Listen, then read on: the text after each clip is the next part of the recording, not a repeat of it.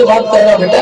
ये राम जी बेटे हैं ना, ये राम जी, वो माता सीता जी, वो हनुमान जी, वो भरत जी, लखन जी, शत्रुघ्न जी, ये सब है ना। ये रोज आते हैं गुरु जी, जब मैं बुलाता हूँ तो आते हैं बाटी पाने के लिए। गुरु जी ने कहा देख बेटा मुझे तो कोई नहीं दिख रहा है, मुझे तो तू दिख रहा है, न तो राम दिखते ना सीता दिखती है। तो इसने राम जी से कहा कि राम जी आप मुझे दिख रहे हो, मेरे गुरु जी को नहीं दिख रहे हो। राम जी ने कहा कि बेटा मैं तेरे गुरु जी को नहीं दिखता, बस तुझे दिखता हूँ कि तू भाव है, भाव से भरा हुआ है। और तेरे गुरु जी जो है ना वो बहुत विद्वान है, वेद शास्त्र पुराण मीमांसा जानते हैं, लेकिन वो तेरे जैसे सरल और भावुक नहीं है। और मेरा दर्शन तो तेरे जैसे भावुक लोगों को होता है, ज्ञानियों को तो होता ही नहीं है। जिसके पास ज्ञान की गठरी रखी है ना सिर पर, उसको मेरा दर्शन नहीं होता है। मेरा दर्शन होता है जो भाव से जी रहा है उसको। उसने देखा, गुरु जी ने कहा कि क्या कहा राम जी ने? उसने कहा कि गुरु जी राम जी कहते हैं कि जो सहज है, जो सरल है, उसको मेरा दर्शन होता है। तेरे जैसे भोले व्यक्ति को, तेरे गुरुजी ज्ञानी है और तेरे जैसे सरल नहीं है, इसलिए उनको दर्शन नहीं होगा। गुरुजी रोने लगे, देख भोला राम, तूने जीवन में बड़ी कमाई करी, मैं तो इस ज्ञान के प्रपंच में पड़ा रहा, वेद पुराणों के प्रपंच में पड़ा रहा, लेकिन तूने भाव से भगवान को प्राप्त कर लिया। आज से मैं तेरा गुरु नहीं, तू मेरा गुरु है। और गुरुजी ने भोला राम के चरणों को पकड़ लिया। भोला राम गिर पड़ा कि नहीं गुरुजी आप मेरे गुरु हैं और मैं आपका चेला हूँ। और राम जी से निवेदन किया कि राम जी अगर सही में आप मुझे अपना भक्त मानते हैं तो एक बार मेरे गुरुजी को दर्शन दे दो, और कुछ नहीं चाहिए, एक बार मेरे गुरुजी को दर्शन दे दो। और जब बार बार भोला राम ने निवेदन किया तो आज प्रभु राम ने इनको भी दर्शन दिया और सबका कल्याण कर दिया।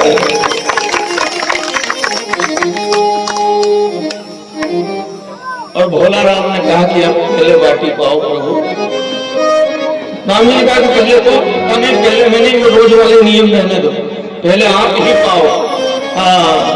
और इसने बड़े भाव से भगवान का फिर हाथ जोड़ करके प्रार्थना करी, हो राजा राम आइए, सीताराम आइए, मेरे भोजन का भोग लगाइए। राजा राम आइए, सीताराम आइए, मेरे भोजन का भोग लगाइए। राजा राम आइए, सीताराम आइए, मेरे भोजन का भोग लगाइए। राजा राम आइए, राजा राम आइए, मेरे भोजन का भोग लगाइए। मेरे भोजन का भोग लगाइए, मेरे भोजन का भोग लगाइए, मेरे भोजन का भोग लगाइए, मेरे भोजन का भोग लगाइए। राजा राम आइए, सीताराम आइए, मेरे भोजन का भोग लगाइए। राजा राम आइए, राजा राम आइए, मेरे भोजन का भोग लगाइए। भाव का भूखा प्रभु भाव ही एक सार है, और भाव से जो भजे भाव से वीणा पार है, नहीं तो भाव बिन सब बेकार है। इसलिए भाव से चलिए, भाव से ही भगवान की कृपा जीव को प्राप्त होती है। हमारे बीच में पोखर में से राम जी बाबा समाधि के सरकार महंत पधारे हैं, ताली बजाकर उनका स्वागत करिए।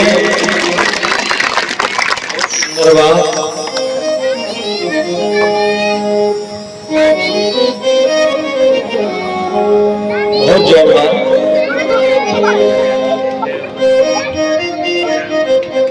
अरे वाह भाई, अरे तुम्हारे दोस्त ने भी लिया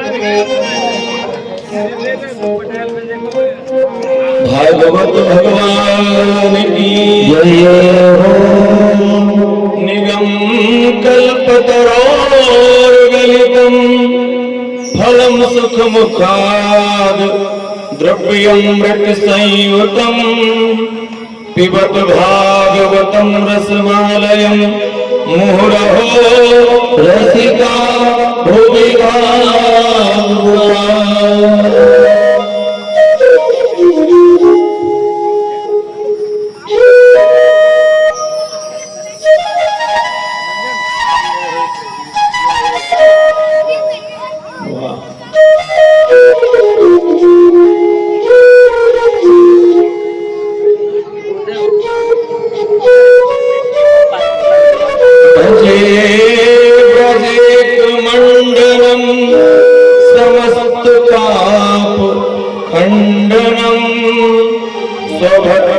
चित्तरंजनम सदैव नंदनंदनम सुपिच्छ गच्छ मस्तकम सुनाद वेणु हस्तकम अनंग रंग सागरम नमामि कृष्णनागरम।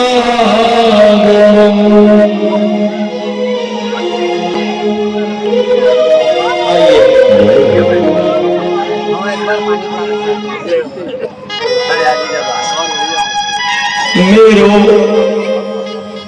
बांके बिहारी नंदलाला, मेरो बांके बिहारी नंदलाला, मेरो राधा गिरधारी गिरधारी श्याम बनवारी, मेरो राधा रमण गिरधारी गिरधारी श्याम बनवारी, मेरो राधा रमण गिरधारी गिरधारी श्याम बनवारी, गिरधारी श्याम बनवारी, गिरधारी श्याम बनवारी,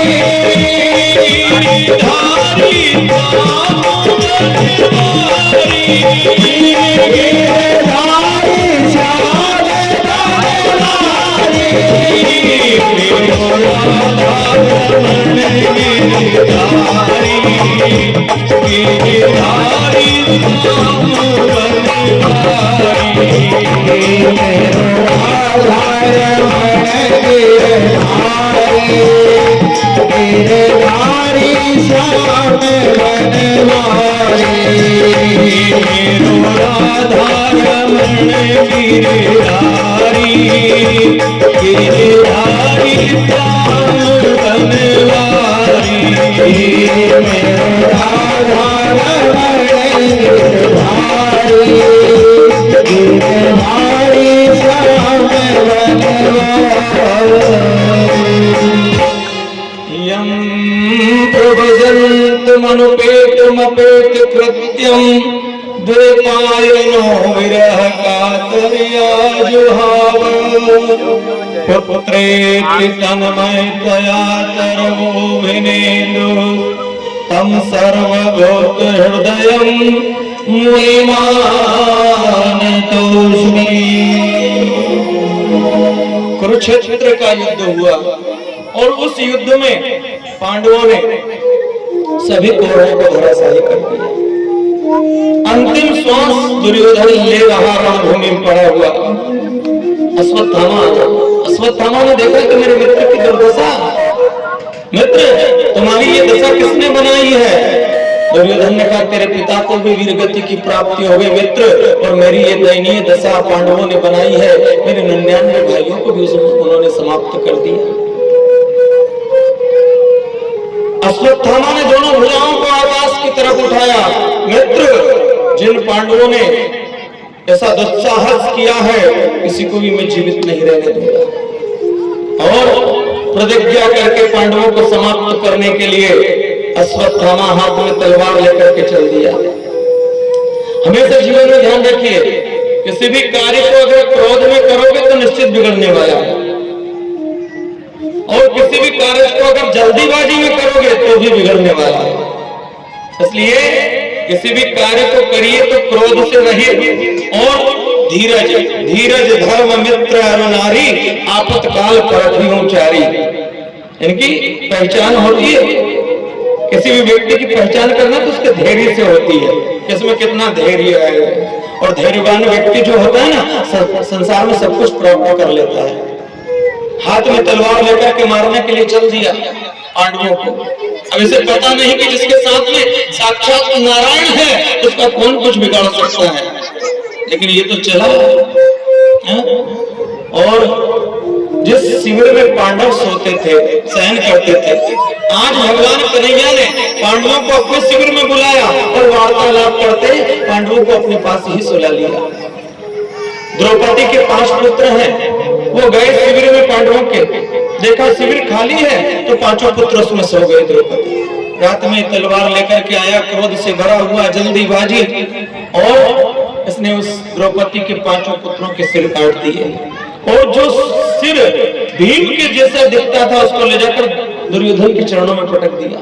मित्र, आज मैंने 5 पांडवों को समाप्त कर दिया है और ये भीम का सिर काट कर लेकर आया हूं, तेरे चरणों में मैंने पटक दिया है। भीम ने कहा कि दुर्योधन ने कहा कि भीम का जो सिर है वो मेरे हाथ में दे दे, उसने मेरे 99 भाइयों को मारा है, मैं अपने हाथ से इसके सिर मस्तिष्क को मसलना चाहता हूं। उठाकर के सिर दिया। भीम ने अपने दोनों भुजाओं के बल से उस भीम के जैसे दिखने वाले द्रौपदी के पुत्र के सिर को मसल दिया और भीम के सिर को मसल करके दुर्योधन रोने लगा। अरे मित्र, तूने बड़ा अपराध कर दिया, बड़ा अन्याय कर दिया। अश्वत्थामा ने कहा, क्यों, मैंने क्या कर दिया है? इस पूरे विश्व में किसी भी भुजा में ऐसी ताकत नहीं जो भीम का सिर मसल दे। ये भीम का सिर नहीं है, ये द्रौपदी के बालक का सिर है। तो आंख होने के बाद में भी आज अंधा हो गया क्रोध में आकर के। और जितना दुख इस कुरुक्षेत्र के युद्ध के हारने से मुझे नहीं हुआ, उससे ज्यादा दुख आज इन छोटे छोटे बालकों की तूने हत्या कर दी, इससे मुझे हो रहा है। और दुर्योधन ने अपना शरीर छोड़ दिया। सुबह हुई, प्रातः हुई, द्रौपदी मैया ने मन में विचार किया कि मेरे पुत्र लौट करके आए नहीं, क्या बात है, जाऊं तो सही। और जैसे ही शिविर में गई तो उसने क्या देखा, उसके 5 पुत्र मृतवत पड़े हुए हैं, धड़ पर सिर नहीं है, छाती को पीट करके विलाप करने लगी, हे पुत्र, हे पुत्र, हे पुत्र। द्रौपदी के विलाप रोदन को सुना भगवान कन्हैया ने पांडवों से कहा, जल्दी चलो, द्रौपदी विलाप कर रही है। आकर के देखा, द्रौपदी से पूछा, क्या बात है? द्रौपदी ने कहा कि किसी ने मेरे पुत्रों की हत्या कर दी है। युधिष्ठिर ने पूछा कि प्रभु, ऐसा अपराध कौन कर सकता है? तब तक अर्जुन ने कहा कि यह अपराध एक ही व्यक्ति है, अश्वत्थामा, उसने किया है। उसी समय रथ जोता भगवान पुनः सारथी बने और अर्जुन को लेकर के दौड़े। अश्वत्थामा भाग रहा था, युद्ध के लिए ललकारा। अश्वत्थामा में और अर्जुन में घनघोर युद्ध हुआ और उस युद्ध में अर्जुन ने अश्वत्थामा को पराजित किया, बंदी बना करके और ले जाकर द्रौपदी के चरणों में पटक दिया। ये है तुम्हारा अपराधी। भीम ने तलवार निकाली और सिर काटने को दौड़ पड़े। द्रौपदी ने भीम को हाथ जोड़ करके रोका कि इसे मत मारिए, अगर इसे मारने से मेरे पुत्र जीवित होते हैं तो इसे तत्काल मार दीजिए, और इसे मारने से अगर मेरे पुत्र जीवित नहीं होते तो इसे जाने दो, क्योंकि एक माँ के दुख को एक माँ ही समझ सकती है। मेरे पुत्रों की हत्या हुई है, जो दुख मेरे ऊपर है, जो पीड़ा, जो कष्ट मुझे है, वो किसी को नहीं है संसार में। और अगर इसे मार दोगे तो इसकी माँ कृपी दुखी हो जाएगी, और मैं नहीं चाहती कि अब जगत में कोई और माँ दुखी हो, इसलिए इसे जीवन दान दे दीजिए। द्रौपदी की वात्सल्य का तो देखिए आप, कितना प्रेम है उसके हृदय में, कितना वात्सल्य है।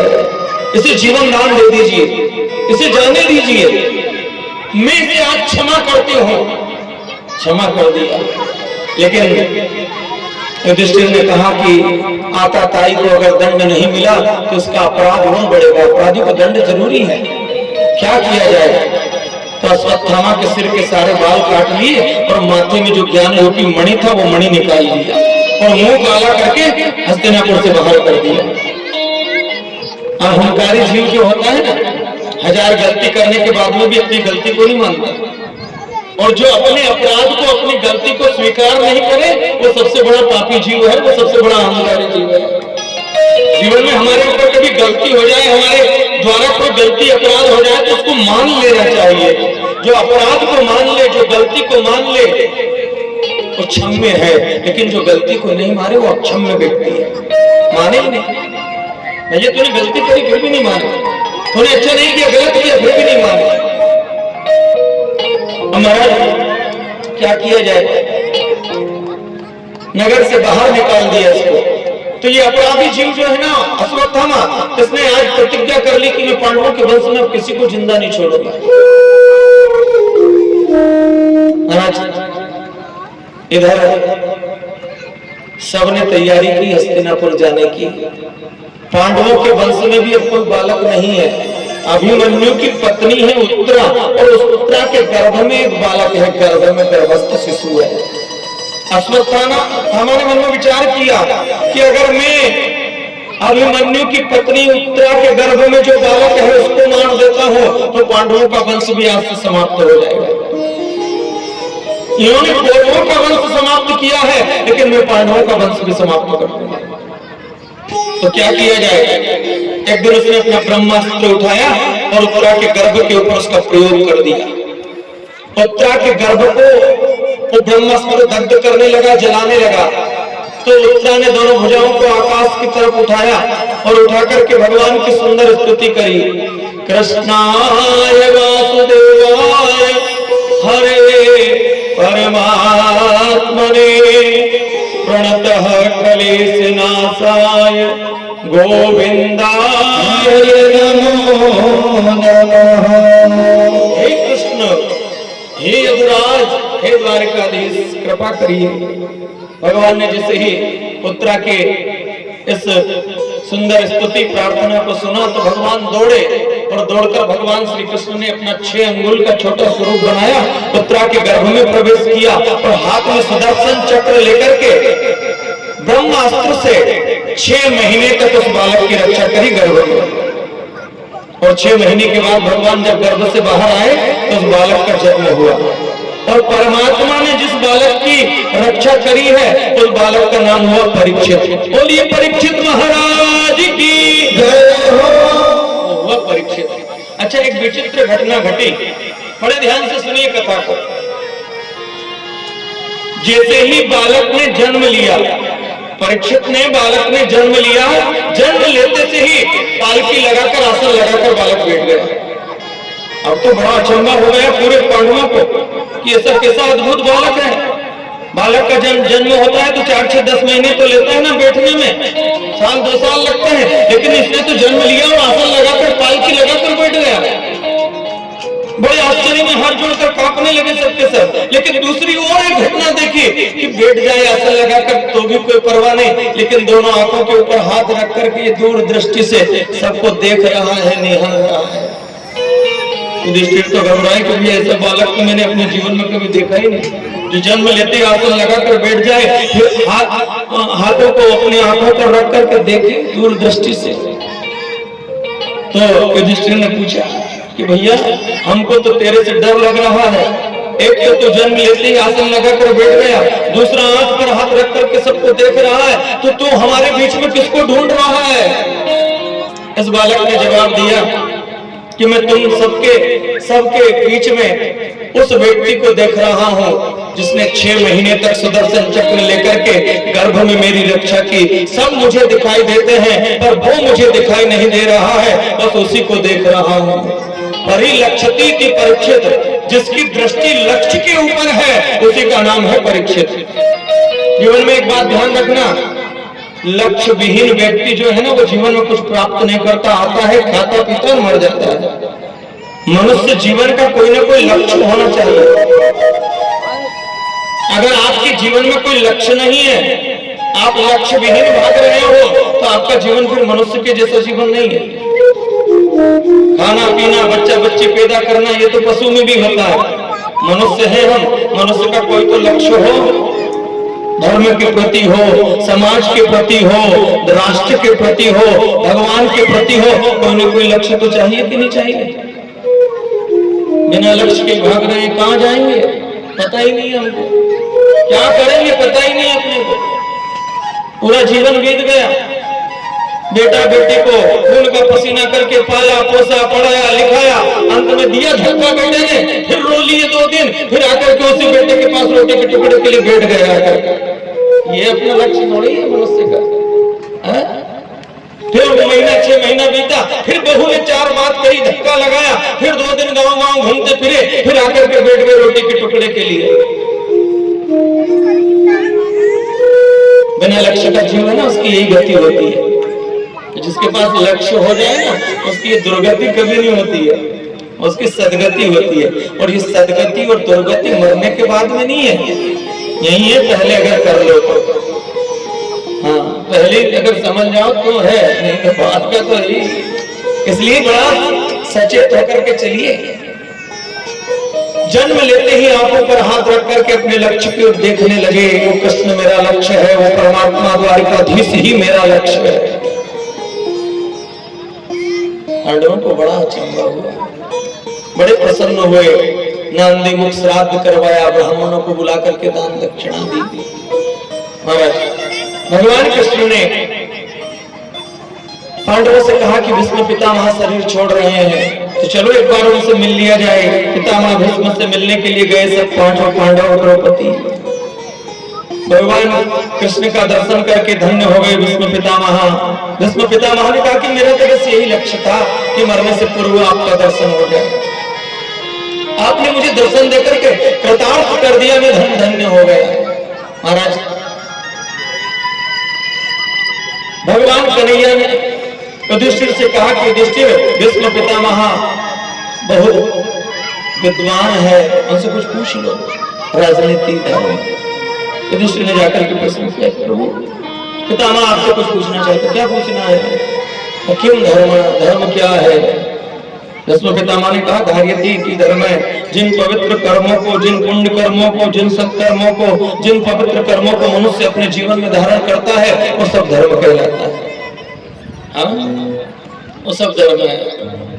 कभी मौका मिल जाएंगे और अगर बस स्टैंड के ऊपर या चौराहे के ऊपर एक मटकी और एक पानी का गिलास रख दोगे तो वो भी आप धार्मिक हो जाओगे उसमें, ये छोटी सी बात से भी।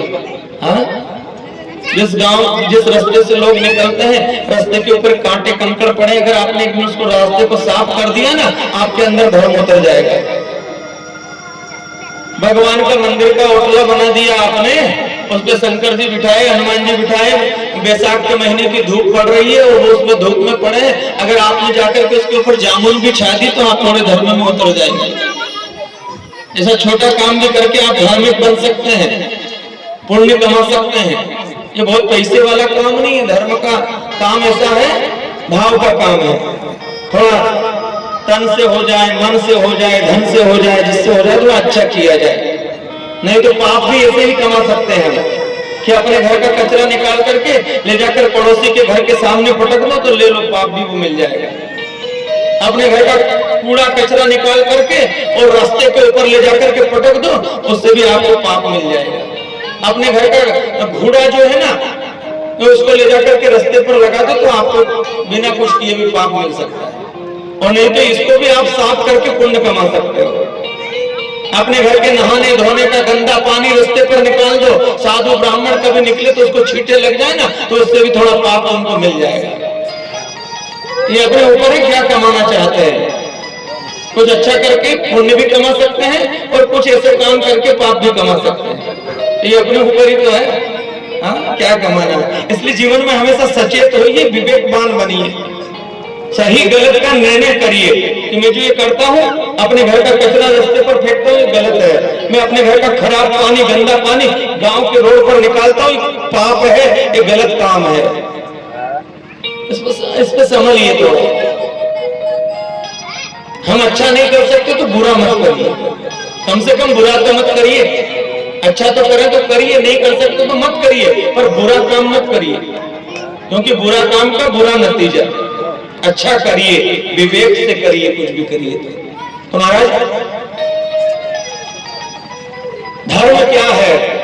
जिन पवित्र कर्मों को, जिन पुण्य कर्मों को, जिन सत्कर्मों को मनुष्य अपने जीवन में धारण करता है, वो सब धर्म कहलाता है। तो फिर कहा कि ये क्षत्रिय का धर्म, ब्राह्मण का धर्म, शूद्र का धर्म, ये सब कैसे है? कहीं धर्म नहीं, धर्म के कर्तव्य है। क्या कैसे है? क्या ज्ञान लेना, ज्ञान देना, यज्ञ करना, यज्ञ करवाना, और दान लेना और दान देना, इन 6 कर्तव्य कर्मों में जो विराजित है, जो निहित है, वो ब्राह्मण का कर्तव्य धर्म है।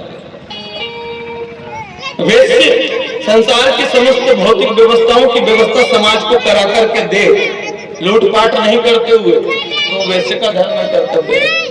सबकी सेवा करना शूद्र का कर्तव्य धर्म है। युधिष्ठिर ने पूरा पूछा कि क्षत्रिय का क्या कर्तव्य धर्म है? इसमें पितामह ने कहा क्षत्रिय का तो एक ही कर्तव्य धर्म है, जहाँ अन्याय, अधर्म, अनाचार हो रहा हो, वहां चाहे गर्दन कट जाए, और उस अधर्म को रोक देना क्षत्रिय का कर्तव्य धर्म है। तो द्रौपदी पीछे खड़ी थी, उसको हंसी आ गई, हंसने लगी द्रौपदी ने हंसने। तो भीष्म पितामह ने पूछा कि द्रौपदी तू हंस क्यों रही है? द्रौपदी ने कहा कुछ नहीं, तेरी हंसी में कुछ संशय है, बता क्या कारण है?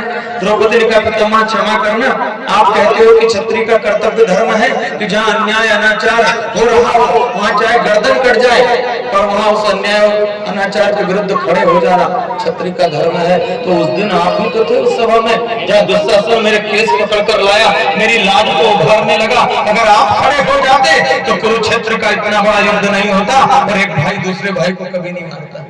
आपका धर्म उस दिन कहां चला गया? आप क्यों नहीं खड़े हुए, क्यों नहीं बोल पाए? तो भीष्म पितामह ने कहा कि मैं जानता था कि ये पूछेगी। द्रौपदी ने कहा ये तो सवाल है ही, आप क्यों नहीं खड़े हुए? भीष्म पितामह ने कहा कि द्रौपदी, मैंने जीवन भर कौरवों का अन्न खाया था, उस अन्न का मेरे मन पर ऐसा प्रभाव हुआ कि उस अन्याय को देख करके भी मैं बोल नहीं सका। जैसा खाओ अन्न वैसा हो जाए मन, और जैसा पियो पानी वैसी हो जाए वाणी। यहाँ भागवत आहार शुद्धि की बात करता है कि जिसका आहार शुद्ध नहीं है ना, उसका विचार और धर्म कभी शुद्ध नहीं हो सकता। जिसका आहार बिगड़ा, समझ लेना उसका सब कुछ बिगड़ गया। जिसकी भोजन की व्यवस्था बिगड़ गई, जिसके आहार की व्यवस्था बिगड़ गई, जिसका खान पान बिगड़ गया, उसका धर्म बिगड़ गया। इसलिए आहार शुद्ध रखें, हमेशा जीवन आहार शुद्ध रहे। अच्छा एक बात बताओ, आप लाख रुपए की या 50,000 की मोटरसाइकिल लाते हो, उस मोटरसाइकिल को घासलेट से चलाते हो क्या केरोसिन से चलाते हो? नहीं चलाते हो। क्यों नहीं चलाते हो? अगर घासलेट से चलाएंगे तो उसका इंजन बैठ जाएगा, इसलिए उसको हम घासलेट केरोसिन से नहीं चलाते। जरा विचार करो कि 1,50,000 रुपए की वस्तु जो मोटरसाइकिल है, उसका इंजन बैठने का डर है, उसको घासलेट से नहीं चलाते हैं। तो ये जो शरीर है ये तो करोड़ों अरबों रुपए का है ना, इसमें अगर कुछ अनाप प्रलाप डालोगे तो फिर इसका इंजन बैठ गया तो कैसे सुधारोगे? उसका इंजन तो 10,000 में बन जाएगा, और इसका इंजन बैठ गया तो इसका कभी बनने वाला नहीं है। इसलिए आहार शुद्ध रखिए, आहार शुद्ध से रहेगा, आपका विचार शुद्ध होगा, और विचार जिसका शुद्ध होगा उसका व्यवहार शुद्ध होगा, जिसका व्यवहार शुद्ध होगा उसका धर्म शुद्ध होगा, और जिसका धर्म शुद्ध होगा उसका यह लोक शुद्ध होगा, और जिसका यह लोक शुद्ध होगा उसका परलोक शुद्ध होगा, और जिसका परलोक शुद्ध होगा उसकी 84 लाख योनियां पवित्र हो जाएगी। आहार शुद्ध, आहार नहीं बिगड़े, हर कुछ मत डालो इसमें, अनाप शराब। इसलिए भगवत की कथा में जब जाओ ना, तो अपने अंदर कोई एकाधी बुराई हो तो छोड़ो उसको।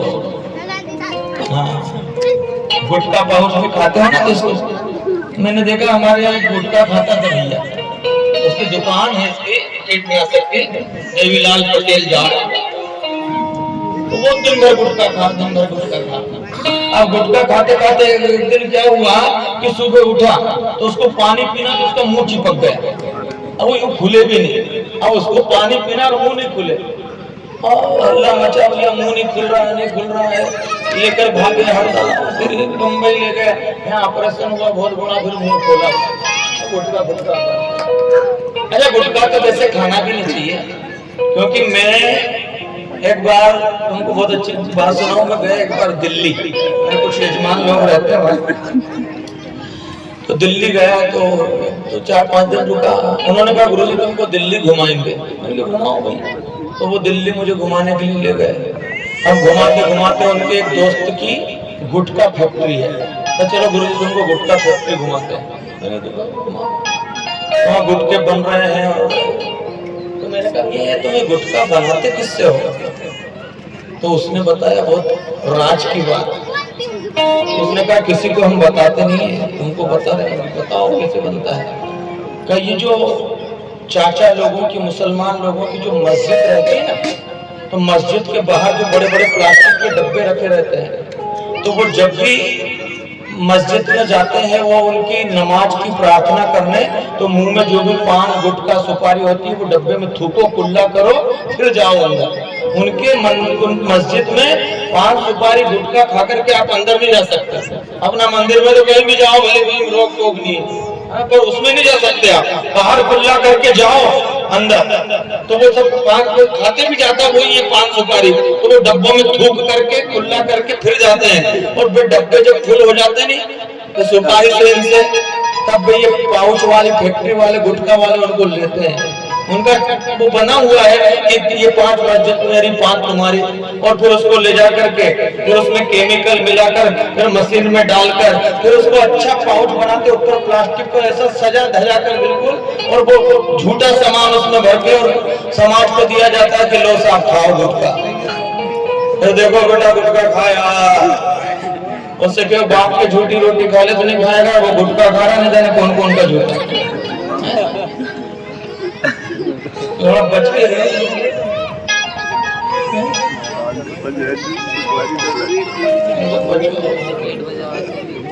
मुझे एक बात कभी कभी ऐसी आती है कि अगर गाय 3 महीने की भूखी है और उसके आगे आप मांस ले जाकर पटको, गाय खाएगी? कभी नहीं खाएगी। गाय भले 3 महीने की भूखी है, उसके आगे आप मांस पटक दो तो वो कभी नहीं खाएगी। और शेर 6 महीने का भूखा है और उसके आगे जाकर घास पटक दो, शेर घास खाएगा, मर जाएगा पर कभी घास नहीं खाएगा। गाय महीनों की भूखी है फिर भी मांस नहीं खाएगी, शेर महीनों का भूखा है फिर भी घास नहीं खाएगा। और आदमी को तो कहीं ठिकाना ही नहीं है साहब, कहीं भी खा जाओगे। और ज्यादा उससे मुंह जोरी करो तो आदमी का दिमाग भी खा जाएगा। तो यहाँ आहार शुद्धि के लिए कहा कि मैंने कौरवों का अन्न खाया, उसका प्रभाव मेरे मन पर ऐसा हुआ कि मैं अन्याय को देखकर भी बोल नहीं सका। इसीलिए जीवन में मुझे जो कष्ट हुआ। भीष्म पितामह ने शरीर छोड़ा, पांडवों ने उनका अंत्येष्टि संस्कार किया, आए। फिर भगवान कृष्ण ने विदा मांगी कि अब मैं जाऊं हस्तिनापुर बहुत दिन से हूँ, द्वारिका जाऊं। तो पांडवों ने कहा प्रभु कल जाना। एक दिन रोका, फिर दूसरे दिन भगवान कल चले जाना। भगवान ने कहा आज तो मैं पक्का जाऊंगा। जब भगवान जाने लगे द्वारिका तो सारे पांडव 5, द्रौपदी, सबके सब उत्तरा सब खड़े हुए हैं सामने। सुभद्रा भगवान इनके सामने से निकले, युधिष्ठिर ने भगवान के चरणों में प्रणाम किया।